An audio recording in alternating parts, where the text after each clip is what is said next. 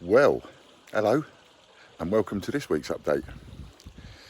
And coming from you from Bonnie, Scotland and Loch Lomond. So just to be a bit, just to be a bit big-headed and flash about the whole thing. Can't help it because I've not been on holiday for like more years than I can remember. Not properly holiday anyway. It's got to be 15 years since we had an holiday for a couple of weeks. So, do you want to see where we are? Oh no, you're quite right. I've just been corrected. Fran just told me it's not Loch Lomond. This is Loch Goilhead.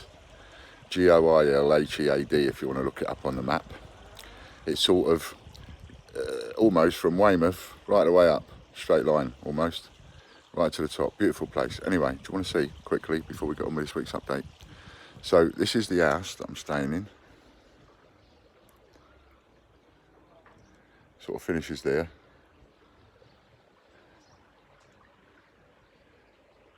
All the way around there, and we sit at that window there and just look out at this view. Is that immense? Is that immense? I'm standing in a front garden and I'm looking at that. And do you know, you can pick a place up here, unbelievably. I saw a place yesterday for 230,000 that in Weymouth would be 650,000, or in your town probably an awful lot more. But you know, you can pick up some bargains here, and it's beautiful. I bumped into a bloke yesterday. He came up on holiday from Newcastle 2 years ago. 3 weeks later, he was living here. He's a local handyman now. Wow! Just one more thing to show you. You think my pond? I mean, I am absolutely blown away with my pond and what Mark's done to it. But I just got to show you this. How about this for the front garden? This is just amazing. I might even take a video and just stick it up on me YouTube anyway, so you'll get to see it. Can you hear the water? Right, so this is the house, and there's the path. And if we come all the way down the path, and look what we got. And it comes all the way from up there, all the way down the mountain, and straight through this person's garden. Mental. Cool, you pay a lot of money to have that. It's brilliant. Anyway, so I ain't said a word about coins yet. We've been on 2.5 minutes. Right, that'll do. So I'm just made you a bit envious. Now we get on with it. All right then, just one more quick little look. Look what's behind the house. So we've got mountains all the way around behind the house. I know, I'm being a bit big-headed. And then just surrounded by it. And there's the thing of the lock. Anyway, sorry. So I'm in a place called Dunoon. D-U-N-O-O-N, that's where I am. And I'll make that the voucher code for this week, I think, maybe. I don't know, I'll decide by the end. Anyway, I'm in a little place called Dunoon, and Alan was quite right. Can't go to a place like Scotland and not look at the money. So I've been having a little look around, and what I'm going to give this week, what we're going to talk about this week, we're going to talk about coins. We're going to talk about my recipe for valuing English and Scottish banknotes. Now, it's actually something I got a lot of hate mail for. Yeah, I know. On eBay at one point, because people couldn't understand why I was selling 5, 10 and 20 and 50 pound notes. And a lot of people still can't understand why I would sell them. You know, the first thing anybody says is, well, why would anybody buy it off you when they can go to the bank and get it themselves? And even I had a conversation with some friends that came over, and I was talking to him about the money in his pocket and telling him how he doesn't realise that he can earn money from the money in his pocket. And he says to me, why would anybody buy it off me when you can just walk in the bank and buy it? Now, what those people forget is that whilst it's easy for me to go to the bank and get a £5 note or a £10 note or whatever, people living somewhere else in the world can't. Someone living in another country can't go and get some English money. I can't go and get some Scottish money at the whim, because I live in Weymouth and Scotland's in Scotland. So the money that's in Scotland, all these lovely little Scottish individual 5 and 10s and 20s and all the rest of it, an awful lot of people in Scotland, well, they don't realise. I mean, David, my friend, the taxi driver in Scotland, he'll be watching this. You know, I bet you didn't think about the notes that are in your pocket, did you, really? And they have different ones too. You know, unlike our English notes, they have different notes. So there's all sorts of reasons why people would collect notes, banknotes, and all sorts of reasons why they would buy them and not go and get them themselves. I just had developed my own simple rule of thumb for pricing them. I put the notes into 3 categories. First and foremost, you've got cheap and cheerful. I categorise that cheap and cheerful if it's creased or marked in some way. Good condition means that it's gone through the system, it's ended up somehow, some way in my hands, gone through wallets, whatever, and it's not got creased. It's not got creased and it's in good condition, no marks, no visible marks. And then you've got uncirculated, and uncirculated, of course, is crisp, brand new. So there's the 3 categories that I chose when I started doing it. Now this simple, clear rule of thumb applies to any banknote. Doesn't matter if it's English, £5, £10, £20, £50, doesn't matter if it's Scottish, £5, £10, £20, £50, even £100.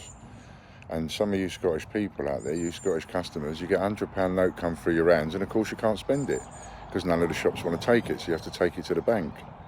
But did you know it's worth more money to you than it is if you take it to the bank selling it online to someone in, say, Australia or out of Mongolia or America or New Zealand or somewhere?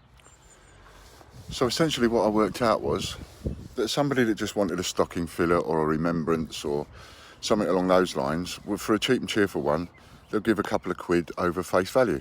I'm talking about a retail situation, not a wholesale situation.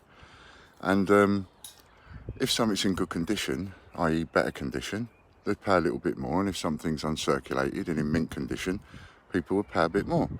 There are people that want just a stocking filler, just a space filler, a gap filler, not a stocking filler, a gap filler. And there are people that want something just a little bit better, and there are people that want something that's first class. So even though you've gone to the hole in the wall and you've drawn out 100 quid of your wages to go out on a night out, sometimes that machine will spill you out a brand spanking new note.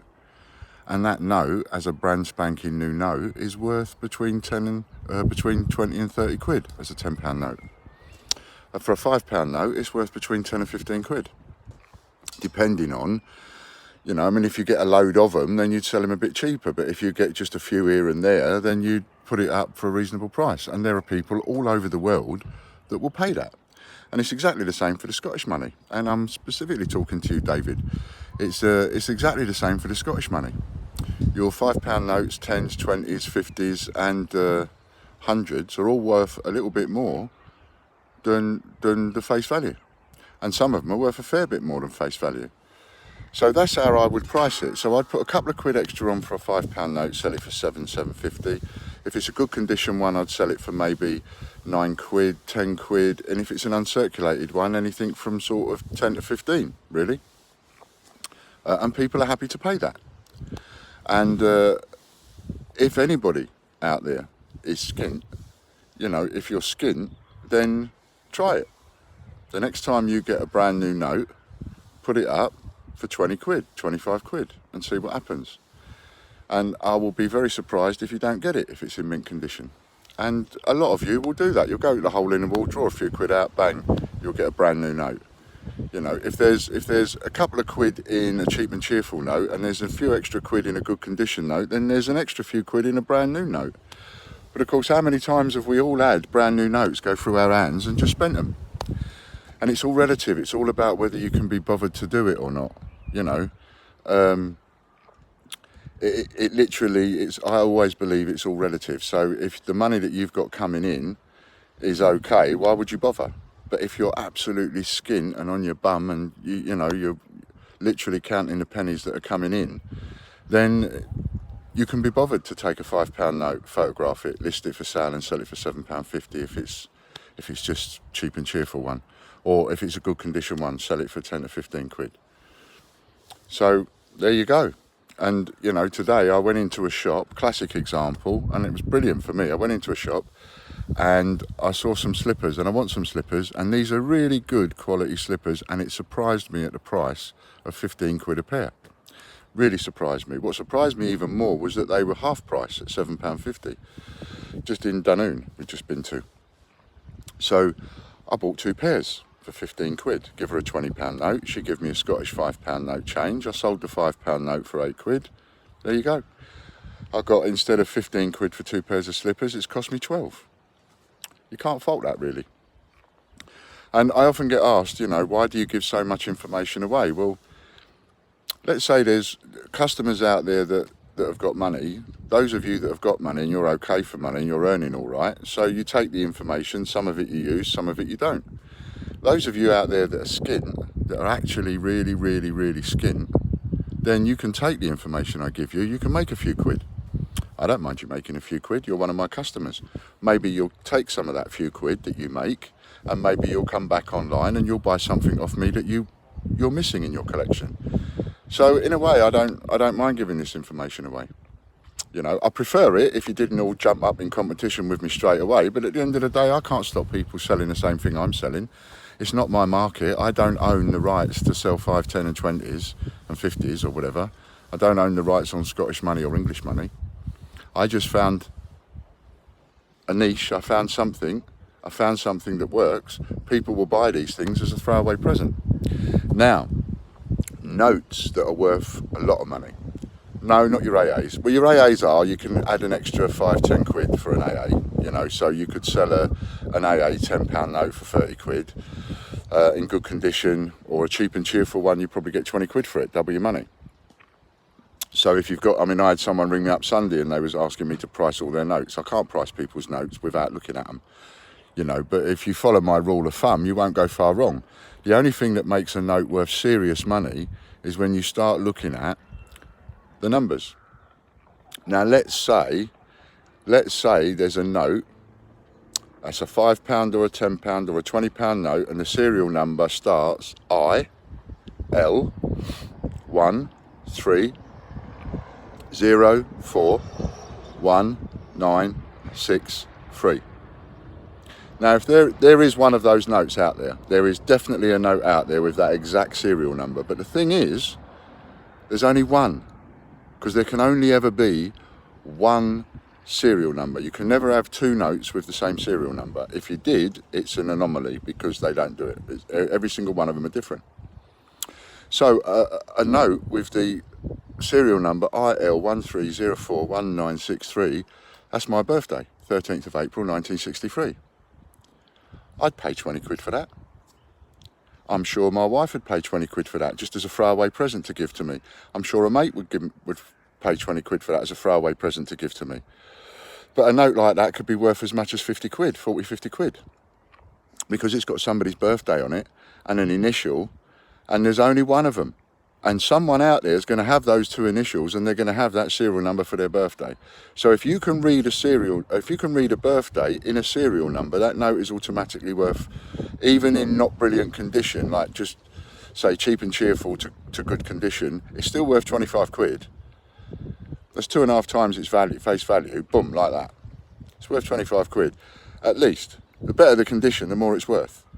So, you know, you find one that says DB and it's 08062012, then you've got 08 of the day of 06 of June of 2012, for example.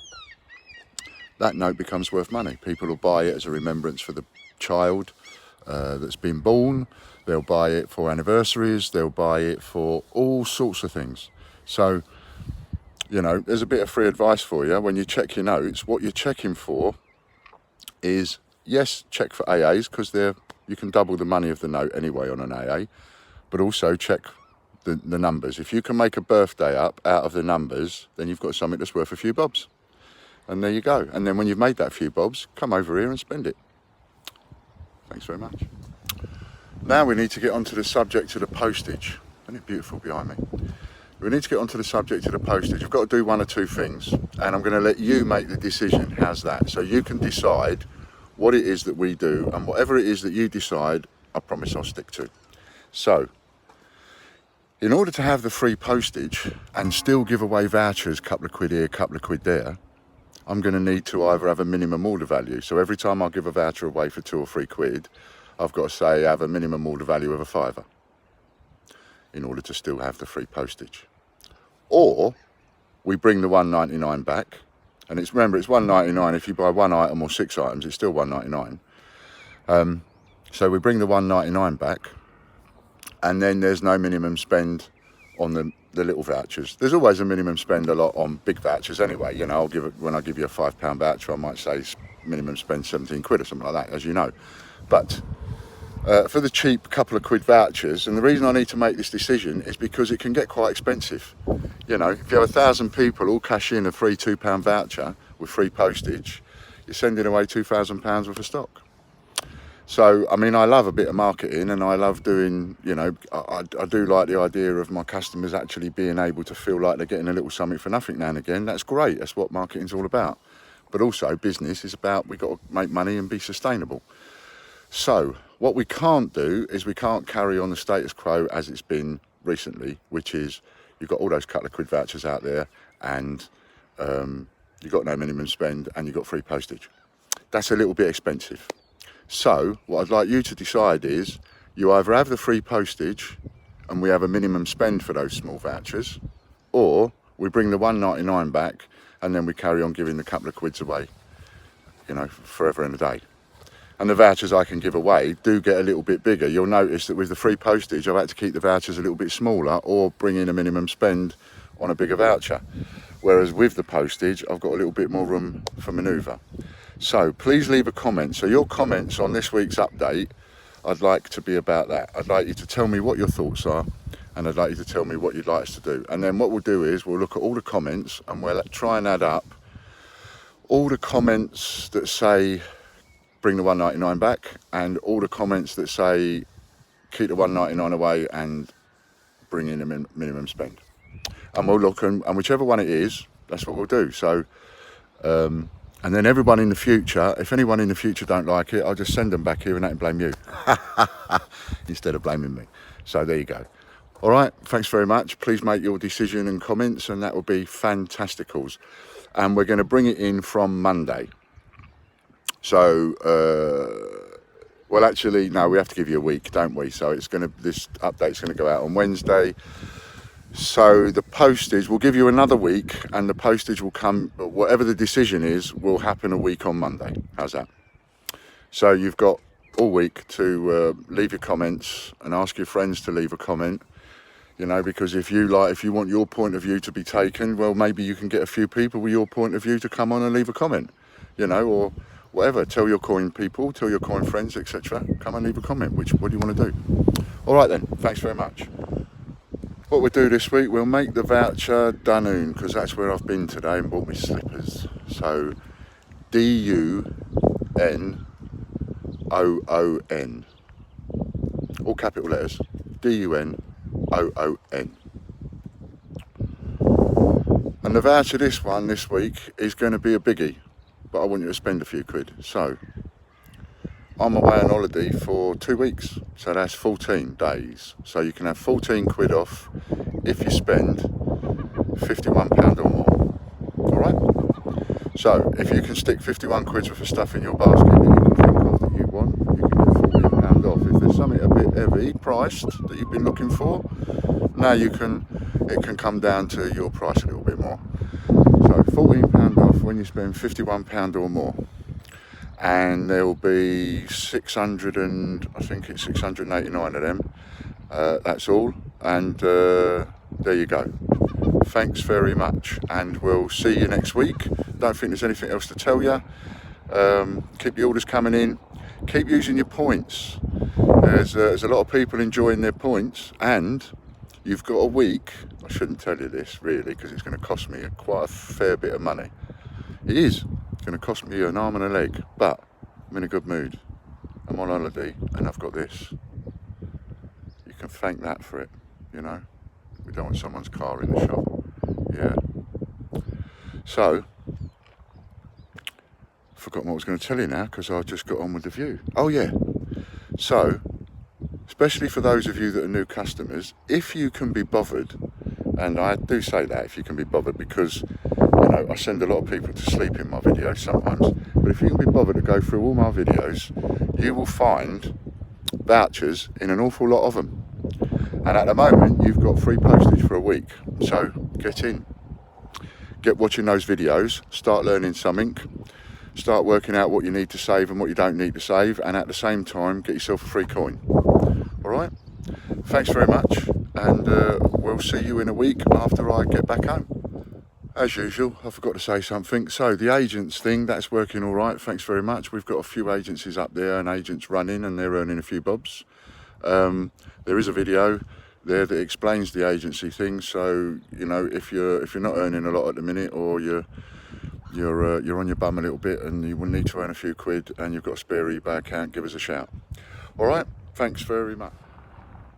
Also forgot investments. Nearly forgot that. Got some good investments going. And still some more there. And don't forget, you get an extra bonus if you're paying points. You get 9 times extra bonus if you're paying points. What's the matter with me today? It's because I'm just too relaxed. If you pay by bank transfer, you get an extra 9 times points. So if you fancy doing that, give me a bell. All right then, many thanks and bye for now. I forgot this week's winner, Bill Patterson. Well done, Bill. Only I've had a look for you on the system. Can't find you, so maybe you're not a customer. Maybe you're just a new person that's seen our video or whatever, or commented. But anyway, you've won this week's 20 quid for points, which is 2,000 points. So if you wouldn't mind, email Logan at tgbch@outlook.com. Let him know who you are and let him know that you won the points, and let him know what name your account is in, and we'll add the points for you. Well done, Bill.